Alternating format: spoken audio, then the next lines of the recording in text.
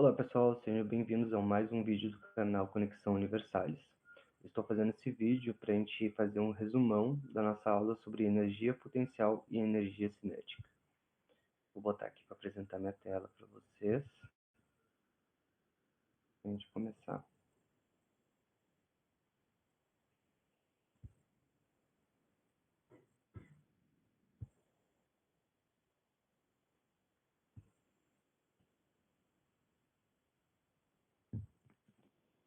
Bom, aqui como título eu coloquei a ordem e o caos. Por quê? Para a ciência, ordem está associada à entalpia, enquanto o caos está associado à entropia. O que isso significa? A entalpia é o tipo de energia acumulada nas ligações químicas para formar determinados átomos ou moléculas, substâncias e assim por diante. Isso seria a entalpia, que está associada à ordem, enquanto o caos seria a perda dessa energia, a propagação dessa energia em forma de calor. Então, se a gente parar para analisar todo o contexto do nosso universo observável, a gente vai perceber que existe muito mais caos do que ordem no nosso universo. Da onde vem o caos, da onde vem a ordem, né? O Big Bang, que deu origem a todo o nosso universo observável, ele foi a grande explosão. A grande explosão, ela reuniu uma grande quantidade de partículas subatômicas, como prótons, nêutrons, elétrons e assim por diante, em um determinado espaço que foi comprimido pela gravidade. Com isso, a gravidade pegou e comprimiu essas partículas energéticas que armazenavam uma grande quantidade de energia e acabou então, pum, estourando e liberando tudo isso para o espaço. No momento que toda essa energia foi se propagando pelo espaço, ela gerou partículas, antipartículas, partícula-onda, ondas e assim por diante. Qual a grande diferença de tudo isso? A grande diferença está no nível de vibração das partículas, ou no movimento browniano. Tá? O que seria isso? Quando o movimento está lento, quase parando, os materiais tendem a estar no seu estado sólido. Quando o movimento está num grau de vibração um pouco maior, no seu estado líquido, quando está em constante agitação, no seu estado gasoso, e quando está muito agitado, ele se encontra no seu estado plásmico. A gente pode perceber o estado plásmico olhando para o nosso próprio Sol. No Sol ocorrem reações chamadas termonucleares, onde ocorrem reações com hidrogênio e hélio, né, em alta temperatura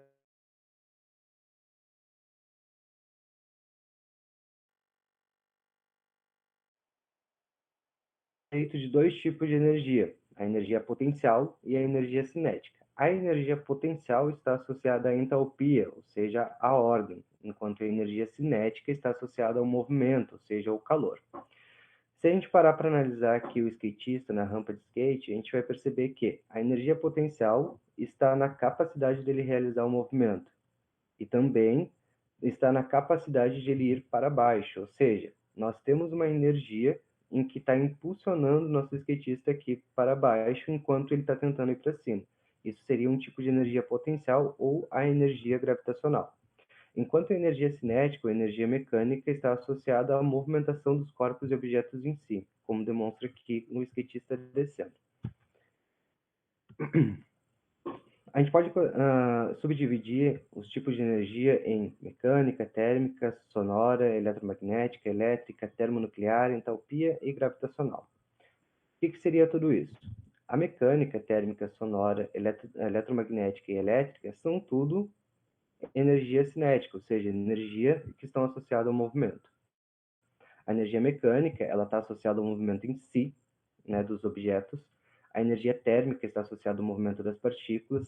A energia sonora está associada a partículas atmosféricas em movimentos ordenados, ou seja, em ritmos, ou, né, melhor dizendo, em intervalos de tempo. A energia eletromagnética está associada aos fótons. A energia elétrica está associada aos elétrons em corredores de Cartesius, formados especialmente em ligações metálicas. Aqui a gente pode destacar uma grande diferença entre a energia elétrica e a energia cinética. Elas, embora sejam muito parecidas, né, em questão até do próprio nome, elas são um pouco diferentes. Qual é a grande diferença disso? Está lá no conceito de partícula, onda e onda-partícula. Tá? Partícula é como se fosse uma carta, que ela carrega tanto massa quanto informação. A onda, ela carrega somente informação, é como se fosse um e-mail. Agora, a partícula onda, elas são os fótons, ela carrega pacotes de energia. Ou seja, é como se fosse eu enviar mensagem entre impressoras, onde eu vou estar digitando virtualmente a informação e ela pode ser materializada, porque ela tem determinadas configurações para gerar esse pacote físico, digamos assim. A energia eletromagnética, ela tanto tem eletricidade quanto magnetismo. É por isso que ela é tão importante para aquecer os corpos e objetos planetários, como a Terra, por exemplo. Os fótons, eles auxiliam no processo de fotossíntese dos seres clorofilados e assim a energia do Sol, ela percorre por toda a cadeia ecossistêmica. Enquanto a energia elétrica, ela está mais associada às fusões metálicas que a gente faz, né? Justamente para revestir fios de distribuição de energia e internet. Bom, aqui nós temos um conceito que a gente puxa lá das aulas presenciais. A ligação metálica, ela forma cátions, né, corredores de cátions, e os elétrons ficam livres entre elas.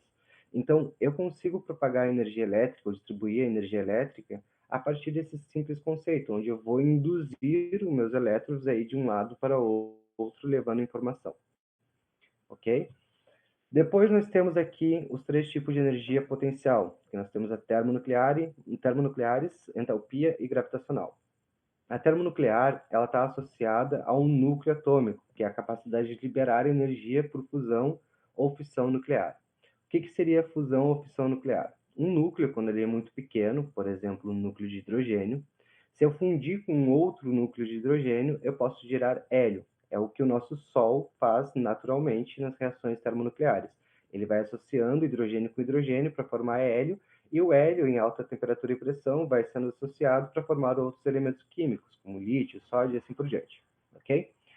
Agora, a fissão nuclear, ela é um pouco diferente, porque eu tenho um átomo grande, instável, como urânio, por exemplo, e eu vou jogando partículas ou ondas nesse núcleo para que ele libere energia. Quando ele libera energia, eu vou alterar o meu número atômico. Se eu altero o meu número atômico, consecutivamente eu altero o tipo de elemento químico que ele é, porque o número atômico ele é a identidade do meu átomo. Então, por exemplo, se eu estou eliminando ou tirando conteúdo do meu núcleo de urânio, né, eu vou estar tirando prótons e nêutrons. Se eu estou liberando próton, quer dizer que ele está se transformando em outro elemento químico até estabilizar no chumbo. O chumbo é o nosso elemento químico da tabela periódica, que é o último núcleo, digamos assim, maior e que apresenta estabilidade. Lembrando que a estabilidade dos elementos químicos ela está associada à igualdade entre prótons e nêutrons dentro do núcleo. Se tiver mais prótons do que nêutrons e vice-versa, o núcleo será instável, logo ele será radioativo, porque ele vai ter a capacidade de liberar partículas nucleares. Agora, a entalpia é o tipo de energia armazenada nas ligações químicas, ou seja, no momento que eu estou combinando dois elementos químicos, seja por eletrosfera, seja por fusão nuclear e assim por diante, eu estou combinando dois elementos químicos. Essa energia de combinação, ela é armazenada nas ligações químicas. A gente já aprendeu que existem basicamente três tipos de ligações químicas, que são as ligações iônicas, covalentes e metálicas, e cada uma delas, ela gasta uma determinada quantidade de energia para ocorrer a ligação. Essa quantidade de energia, quanto maior a energia de ligação, maior será a energia potencial que essa molécula ou elemento poderá liberar. É o mesmo que acontece, por exemplo, com os alimentos. Quando os alimentos eles entram no nosso corpo, eles são processados, transformados em macromoléculas, e nossas células elas são já especialistas em quebrar essas moléculas para gerar energia para que o nosso metabolismo aconteça, ou seja, para que as reações químicas do nosso corpo ocorram. Já a energia gravitacional, ou a energia potencial gravitacional, está no potencial dos objetos serem atraídos pelo centro gravitacional de determinado corpo celeste. Aqui na Terra, por exemplo, a gente sabe que o nosso centro gravitacional seria no centro do planeta, que seria, então, um núcleo, né, de ferro e níquel fundido que está atraindo todos os corpos e objetos para ele. Por isso que a gente tem uma força gravitacional, por isso que a gente tem a tendência de cair. Bom, depois nós temos as formas de transmissão de energia. A gente já viu que a energia ela pode ser dividida basicamente em ordem e caos. Ordem associada então à entalpia ou à construção e o caos associado à propagação de calor. Então, no momento em que a gente está falando de transmissão de energia, a gente está falando sobre propagação de calor. E essa propagação de calor, ela pode se dar de três formas. Ela pode se dar por condução, que seria por contato direto. Então, se eu estou encostando em um objeto quente e minha mão está mais fria, logo o calor ele tende a ir do meio mais concentrado para o meio menos concentrado. Então, eu vou estar conduzindo essa energia. Depois, por radiação, que é onde o calor viaja por ondas eletromagnéticas, né, e atingem os corpos e objetos, como uma fogueira aqui, por exemplo. E depois por convecção, onde a energia ela viaja através de fluidos, seja por água ou por ar. Então, é o que ocorre, por exemplo, na formação de massa de ar quente, ar frio, ou até mesmo quando a gente coloca um ar-condicionado ou ventiladores dentro de casa. O ar quente, ele é mais leve que o ar frio e ele tem a tendência de subir, enquanto o ar frio, ele é mais pesado que o ar quente, ele tem a tendência de descer. Por que essa diferença entre subir e descer? Lembrando que a diferença entre frio e quente está nas vibrações do movimento browniano. Se é frio, o movimento é mais lento. E se é quente, o movimento é mais rápido. Se está frio e o movimento é mais lento, as partículas tendem a se juntar. Se está quente, o movimento é mais rápido, as partículas tendem a se expandir, ou seja, se separar. Logo, o quente, ele é mais leve, embora tenha talvez a mesma massa que o frio, justamente por quê? Porque as partículas estão mais separadas, por isso que ele tende a subir. Aqui nós temos então um quadro das principais conversões energéticas, né? Por exemplo, aqui, ó, o ecossistema, ele prioritariamente ele é regido pelo sistema de energia térmica, né? Por readiação ou radiação, né? Onde a energia térmica é convertida em energia química através da fotossíntese. E a energia química pode ser convertida em energia térmica através da quimioluminescência. Por exemplo, alguns fitoplâncton, eles têm essa capacidade de bioluminescência. Eles estão transformando a energia química em energia térmica. É basicamente isso. A mesma coisa, por exemplo, faz as nossas células fotovoltaicas, né, que são essas células de captação de energia solar e armazenamento residencial para geração de energia elétrica. Então, aqui, ó, energia térmica sendo convertida por uma célula fotovoltaica em energia elétrica. Nós também podemos converter a energia térmica, né, através das máquinas, ou dínamos, alternador e assim por diante. São basicamente o mecanismo utilizado pelos motores de combustão interna. Aqui nós podemos destacar também as reações exotérmicas e endotérmicas, onde a exotérmica ela está convertendo a energia química, ou energia potencial, em energia térmica, né? Uma energia em movimento. Agora, a energia, ou a reação de endotérmica, ela está transformando a energia térmica em uma energia potencial, que seria a energia química, e assim por diante. Aqui nós temos um outro exemplo também, que muito antes dos seres humanos construírem as máquinas, eles, para puxar arado, fazer plantações e assim por diante, eles utilizavam a energia química do alimento, né, oriunda da fotossíntese, e, através dos músculos, convertiam essa energia química em energia mecânica. A energia mecânica, lembrando, a energia do movimento. Então, com isso, a gente podia construir, falar, pensar e assim por diante. Bom, depois nós temos um outro fator, a eficiência energética. Pessoal, a eficiência energética ela está diretamente associada à capacidade ou à força desempenhada por um determinado captador de energia que ele tem em captar e transformar esse tipo de energia em outro. E daí nós temos aqui as lâmpadas como principal exemplo. Nós temos as lâmpadas incandescente, fluorescente e LED. As lâmpadas incandescentes, elas transformam a energia elétrica em energia térmica, que agitam as partículas de um filamento de tungstênio, né, com o elemento químico cujo símbolo é W. Então, o filamento emite luz por incandescência, ou seja, brilho de corpos quando são aquecidos pelo calor. O que acontece então? Acontece que a energia elétrica, vindo lá dos elétrons, né, em corredores de cátion, chegam nesse filamento de tungstênio. Esse filamento de tungstênio, ele é aquecido e os seus elétrons então vibram uma luz visível, que seria uma luz de incandescência. Esse mesmo tipo de mecanismo, ele está associado à construção de cores dos corpos e objetos que a gente vê. Por quê? Todos os corpos e objetos da Terra recebem radiação eletromagnética vinda do Sol. Logo, eles são aquecidos e convertem essa energia em calor. É óbvio que a natureza é muito esperta e tem um mecanismo muito mais eficaz do que os nossos processos energéticos de distribuir esse calor e ele ser aproveitado por todo o ecossistema, certo?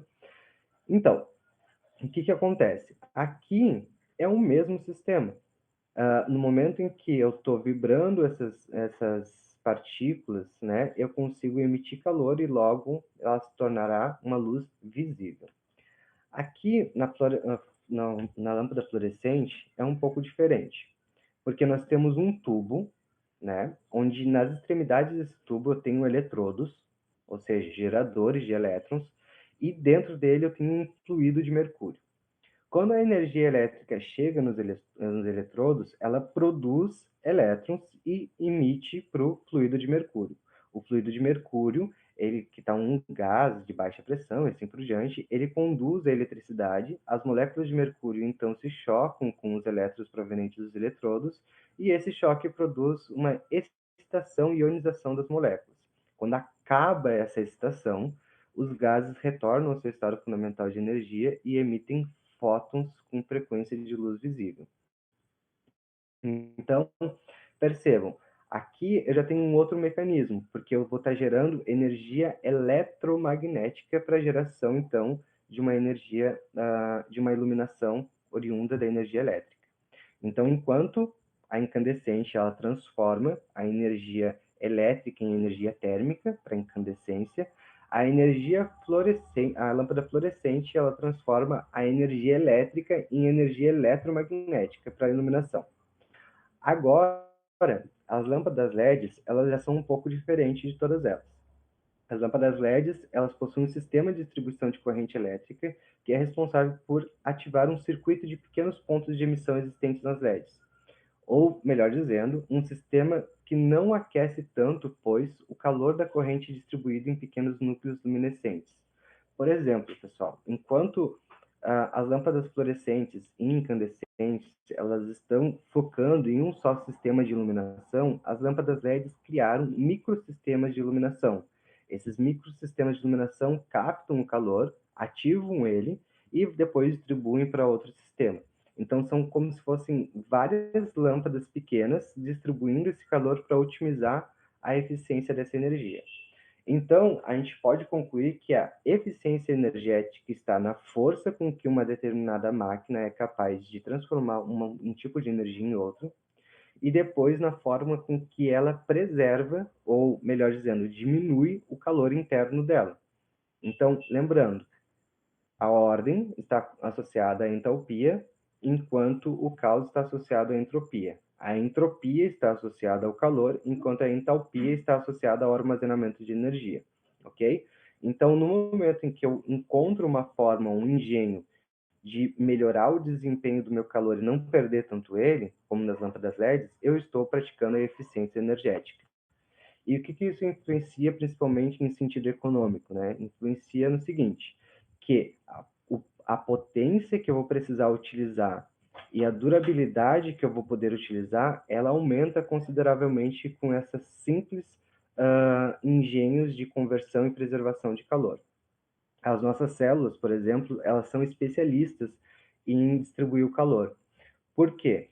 Porque o corpo, por exemplo, ele pode captar todos os tipos de energia, tanto as partículas, ondas e assim por diante. E no momento que o nosso sistema ele interpreta tudo isso, ele vai ativar várias células, como se fosse uma lâmpada LED, e distribuindo pequenas partes desse calor. O que não for aproveitado será liberado através da respiração ou através de excreções, como lágrimas, suor ou até mesmo fezes, né? Que é o caso do bolo alimentar, que ele, digamos assim, essas moléculas não foram totalmente utilizadas. Então, libera. Depois nós temos uma grande classificação sobre as fontes energéticas, que é a energia renovável e não renovável, né? A energia renovável, pessoal, ela está associada aos tipos de energia que são mais rápidas de se obter, uma renovação. Um exemplo aqui, né, são todas as energias oriundas do eletromagnetismo, por exemplo, a biomassa, a eletricidade, a energia eólica, a energia solar e a energia geotérmica.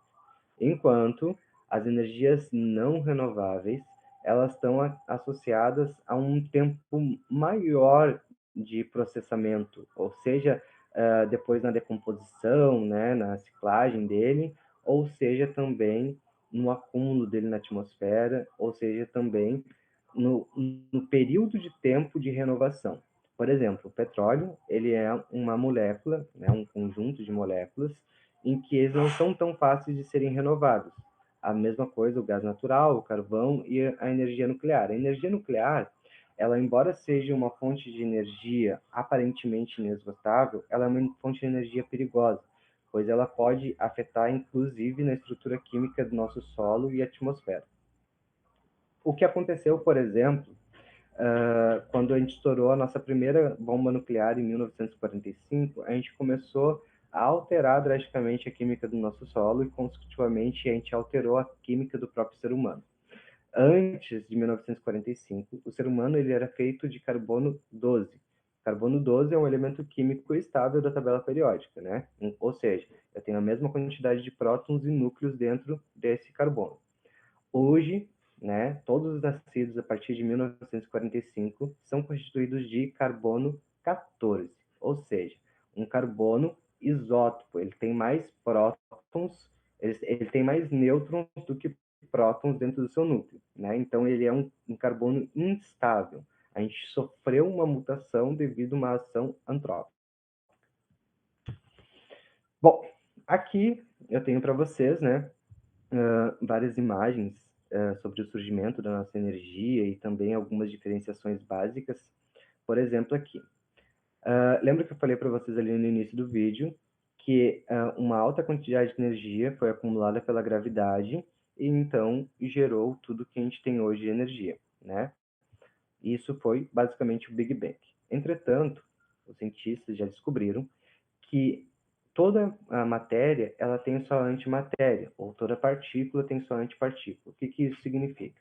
Significa que um elétron, por exemplo, ele tem um irmão gêmeo, entre aspas, que se chama pósitron. O pósitron, ele é pequeno como elétron, gira como elétron, está na mesma posição que o elétron, porém, ele tem a carga positiva. O que isso significa? Significa que quando a gente está testando nos aceleradores de partículas, essas partículas minúsculas, para ver quais são as partículas elementares, ou seja, o que tem dentro do átomo, né? Quando a gente chega a determinada velocidade, a gente percebe que elétron e pósitron, né, que são partículas entre antipartículas, têm a capacidade de se aniquilar. Ou seja, quando eles se colidem, eles se aniquilam. O que, que ocorre nessa aniquilação?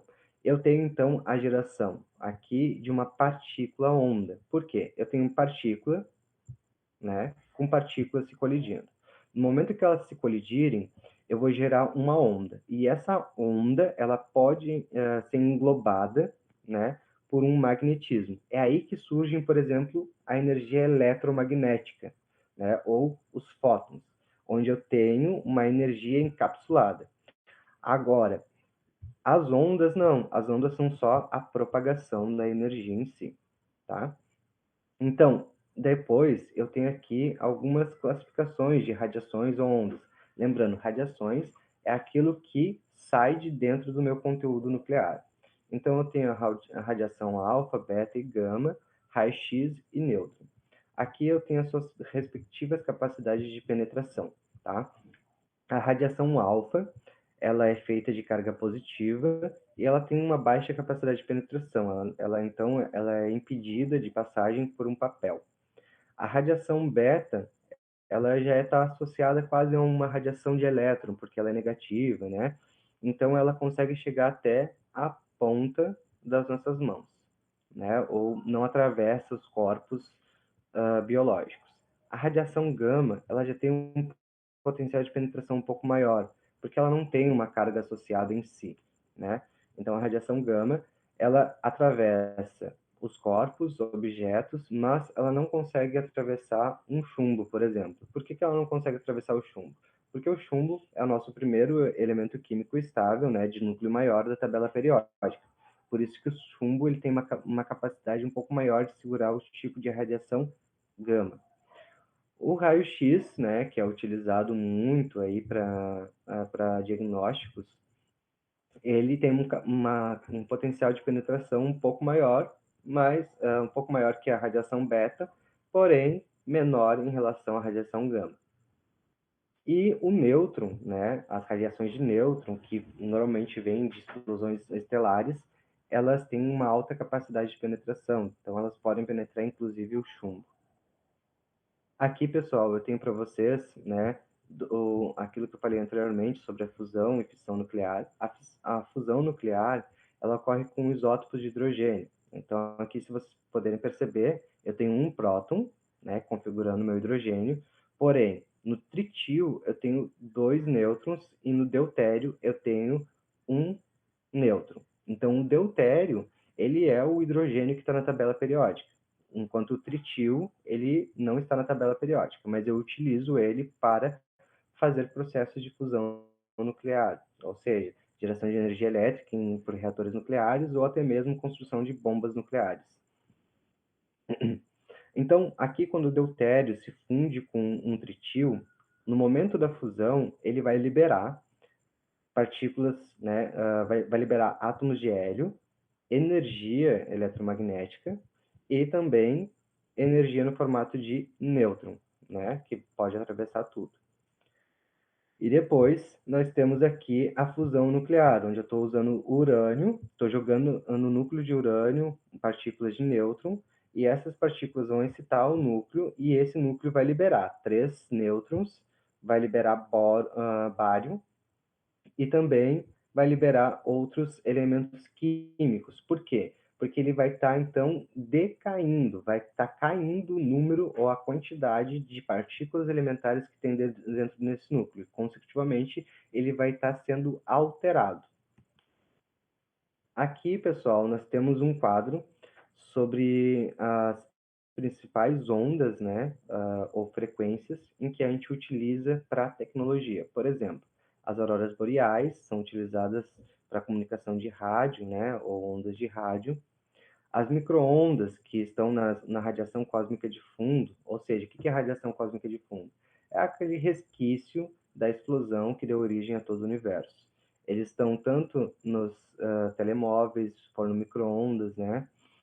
Depois nós temos aqui o infravermelho, que está associado à energia de seres vivos também, que são utilizados como aquecedor, comando de televisão e forno comum.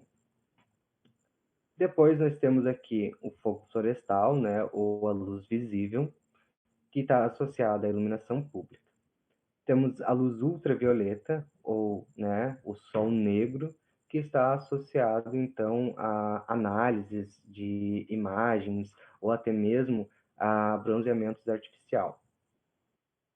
Depois nós temos aqui os raios-x, que são energias vindas de quasares, ou né, quasar é um tipo de interação estelar que são utilizados para aparelhos de raio-x, né, diagnóstico e também tomografias computadorizadas. Depois nós temos, por fim, aqui os raios gamas, que são derivados de supernovas e são comumente utilizados para reações nucleares em usinas nucleares. E é isso aí, pessoal. Espero que tenham gostado desse resumão. Caso tenham ficado com alguma dúvida, coloquem nos comentários que assim que possível eu dou uma olhada e respondo vocês. Ou me chamem nas demais plataformas em que a gente tem interação, ok? Muito obrigado e até a próxima.